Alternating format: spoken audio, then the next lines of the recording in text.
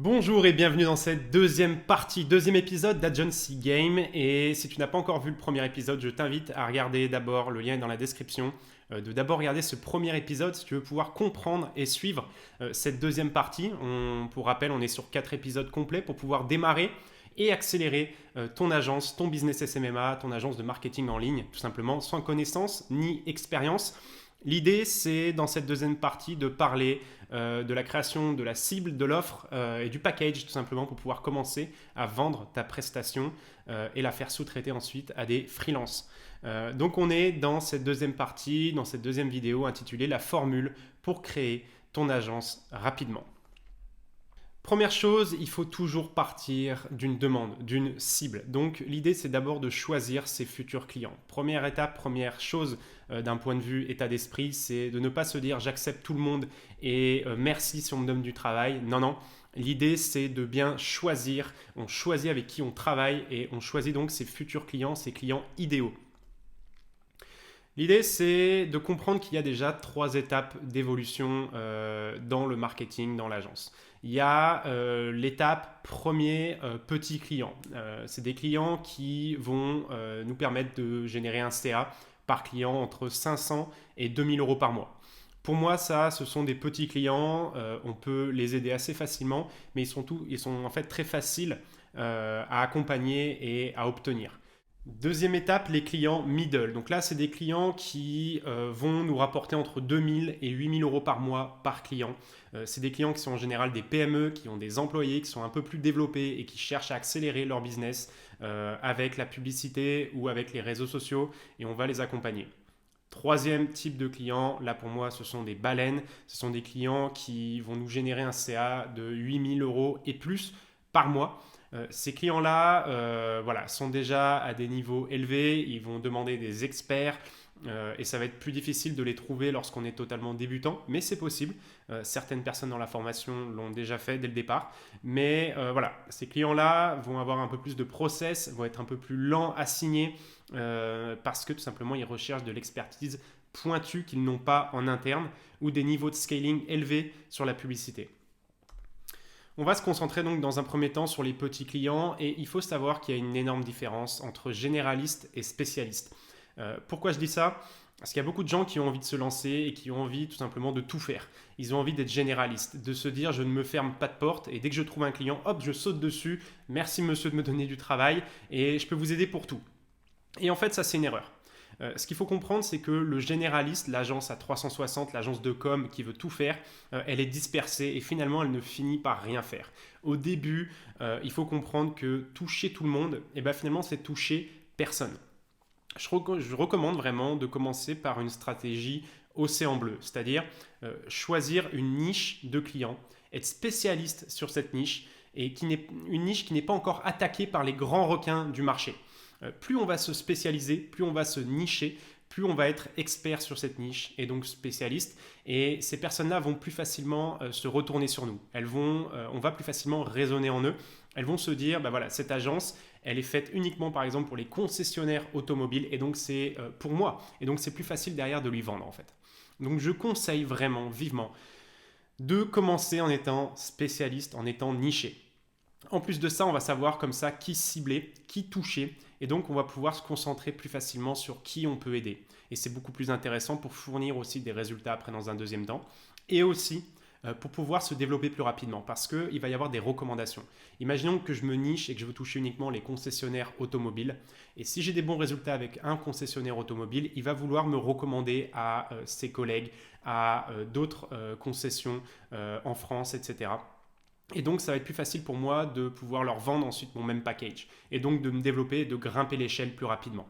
Ensuite, plus tard, vous allez pouvoir élargir, ouvrir à d'autres cibles. Mais dans un premier temps, si vous voulez avoir des résultats, moi je le sais parce que en 2018, quand j'ai commencé, je voulais vraiment tout faire, aider tout le monde. Et ça ne marchait pas. J'avais pas de résultats parce que je ne raisonnais pas. Et j'ai commencé avec les agents immobiliers et puis je me suis développé dans ce milieu-là avant de petit à petit élargir à d'autres cibles. Aujourd'hui, j'ai des clients e-commerce et des clients en infobusiness. Mais voilà, si j'avais commencé dès le départ par le e-commerce et par une niche, par exemple les vendeurs Amazon, eh ben, j'aurais eu plus de résultats plus rapidement et je le conseille. Tous ceux qui font ça à l'heure actuelle, cette stratégie Océan Bleu, c'est des personnes qui ont des résultats plus rapidement. On va vendre donc plus facilement lorsqu'on se spécialise. Donc je vous conseille de choisir une niche. Pour ce faire, on va se demander avec qui on veut travailler, avec qui vous souhaitez travailler, qui vous souhaitez aider. En général, ça va être un sujet qui vous passionne. Par exemple, vous aimez bien l'automobile, je vous conseille de travailler dans ce secteur et donc d'aider des concessions automobiles. Vous aimez bien la vente en ligne, le e-commerce et vous aimez bien notamment Amazon, vous achetez souvent, vous pouvez nicher avec les vendeurs Amazon. D'accord ? Donc ça peut être choisir un domaine dans lequel on aime travailler. Ou alors une expérience passée. Est-ce que vous avez déjà travaillé dans un secteur vous avez déjà travaillé avec des sociétés de transport ou vous avez déjà eu une expérience passée dans un domaine en particulier? Dans ce cas-là, je vous conseille vraiment aussi de réfléchir et de lister l'expérience des domaines dans lesquels vous avez travaillé. Et peut-être aussi, ça peut être un contact. Est-ce que vous avez eu un contact avec, je ne sais pas, une amie, une cousine, quelqu'un dans la famille ou quelqu'un que vous connaissez qui travaille par exemple dans le milieu de la nuit, des boîtes de nuit ou des bars ou des restaurants, je ne sais pas. Mais ça peut être un très bon point de départ pour obtenir ce premier client et puis ensuite petit à petit élargir, se développer. Donc réfléchissez au sujet qui vous passionne, aux expériences que vous avez et puis aux contacts que vous avez. Ça peut être l'un des trois. Si vous n'avez pas de contact, ça va être un sujet que vous aimez ou une expérience. Une fois que vous avez listé ça, une fois que vous avez identifié quel type de client vous pouvez aider, quel type de business, d'entreprise vous pouvez aider, on va ensuite, avec cette demande, apporter une offre. Et donc l'idée, c'est de créer une offre et de choisir la manière dont on va aider ce client. En SMMA, il n'y a pas 36 solutions. Il faut savoir qu'il y a 3 grands problèmes qu'on va résoudre en agence marketing. Dans le SMMA game, il y a j'ai besoin de plus de prospects, donc plus de clients. Donc ça peut être par exemple une agence immobilière qui a besoin de contacts pour vendre ses biens immobiliers par exemple. Ou alors j'ai besoin de plus de ventes. Donc là ça va être par exemple tous les clients e-commerce, vente en ligne, infobusiness, tous ceux qui ont besoin d'augmenter leurs ventes. Ou alors j'ai besoin de plus de visibilité. Plus de visibilité, c'est-à-dire développer une communauté, me faire connaître. Donc ça peut être par exemple tout ce qui va être influence, marketing d'influence. Ça, c'est les 3 grands problèmes et toutes les entreprises ont au moins un de ces problèmes. Elles veulent plus de prospects, elles veulent plus de ventes ou elles veulent plus de visibilité. Et nous, on va apporter une offre en concordance avec cette cible pour pouvoir leur obtenir des résultats. Donc, une fois qu'on a trouvé ces 3 demandes, il faut savoir qu'il y a 3 réponses. Pour la partie problème 1, plus de prospects, en général, pour générer des prospects, ça va être tout simplement de faire du lead gen, B2B ou B2C. Pour le problème plus de ventes, ça va être du paid traffic ou de l'organic traffic sur les réseaux sociaux. On va voir ça après. Ou alors, pour plus de visibilité, ça va être tout simplement du social media management, donc le développement de communauté. Par exemple, on a le problème 1, plus de prospects. Par exemple, j'ai un contact avec une concession automobile et elle veut plus de prospects pour pouvoir vendre plus de voitures. Donc elle veut, qu'est-ce qu'un prospect? C'est simplement avoir le nom, l'email ou le téléphone d'une personne à contacter qui va potentiellement être intéressée par notre offre. Ça, les entreprises en sont toutes friands et c'est le nerf de la guerre. L'offre pour ce type de problématique, ça va être de la publicité, Facebook Ads ou Google Ads. On va tout simplement venir mener des campagnes publicitaires, nous-mêmes ou alors un freelance qu'on va payer, pour qu'ils puissent tout simplement leur générer des leads au volume ou alors de manière précise avec justement Facebook Ads ou Google Ads. Pour plus de ventes, ça va être pareil. Ça va être soit du paid traffic, donc Google Ads, Facebook Ads, Snapchat Ads, TikTok Ads, Pinterest, de la publicité sur les réseaux sociaux, ou alors de l'organique. Ça va être par exemple augmenter les ventes avec des posts de contenu, avec du community management. Et on en vient justement à la 3e problématique. Le client a besoin uniquement de plus de visibilité pour augmenter par exemple son branding, pour augmenter sa crédibilité et dans un 2e temps ensuite augmenter ses ventes.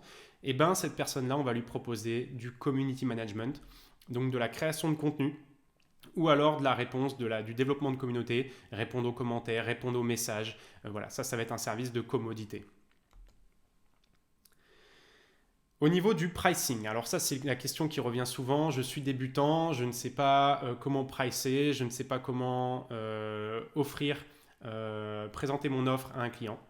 Il faut savoir qu'en général on va faire 3 packages en fonction des 3 tailles de clients qu'on a vu juste avant.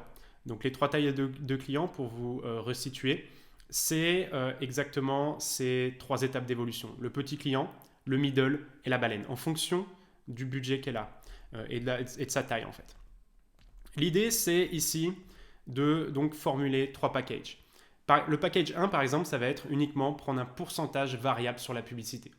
Imaginons qu'on va générer des leads, on va prendre un pourcentage du budget média investi. Par exemple, le client va nous confier 1500 € par mois à dépenser sur Facebook. Et ben, on va prendre 15% du budget média pour nos honoraires. Pour le petit client, par exemple. Pour le client middle, on va adapter, on va prendre un variable ad plus un fixe parce que ça va demander plus de travail, on va créer plus de contenu, on va créer plus de publicité. Donc on va prendre par exemple 15% du budget média investi plus un fixe par exemple de 500-600 € pour la création graphique, pour le copywriting, la rédaction de la publicité, de manière à proposer une offre qui soit adéquate. Et pour la baleine, on va prendre un variable, en général ça va être donc le variable sur, là aussi, le budget média investi, ou sur le CA généré. Si par exemple ce client-là va générer beaucoup de CA, on peut prendre 5% par exemple du chiffre d'affaires qu'on va lui générer avec la publicité. Plus un fixe là aussi, un peu plus élevé parce qu'il y a plus de travail et qu'il faut aussi régler le freelance. Ensuite, on va proposer un deuxième package, donc avec plus de valeur. On ne négocie jamais sur le prix, on négocie uniquement sur la valeur. Donc le deuxième package, ça va être l'étape d'au-dessus. Et on va lui proposer en fonction de sa taille, si vous voulez encore plus de publicité, si vous voulez travailler sur d'autres réseaux sociaux, par exemple Facebook Ads et Google Ads, on va prendre un peu plus de variables. On va prendre par exemple 15% sur Facebook, 10% sur Google. On va créer une offre modulable. Pareil pour le fixe qui va là aussi, dans le package 2, augmenter en augmentant la valeur.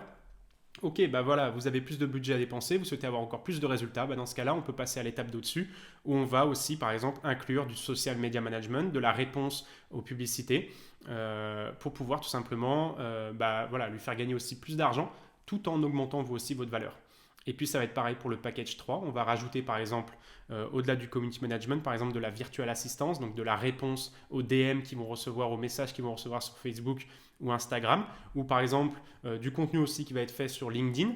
Mais l'idée, c'est de proposer ce troisième package pour l'accompagner encore plus et lui apporter plus de valeur et forcément en retour recevoir plus d'argent. Voilà comment on package une offre.